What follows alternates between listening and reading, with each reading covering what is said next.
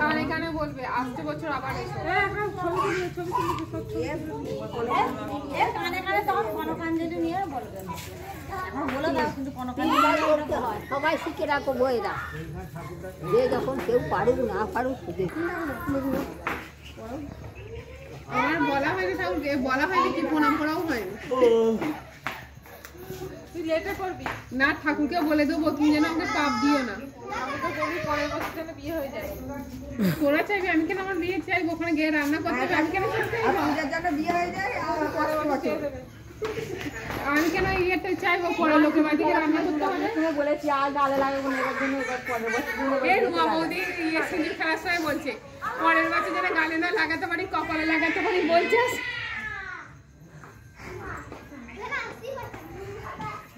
হয়ে গেছে না হ্যাঁ এই তোমার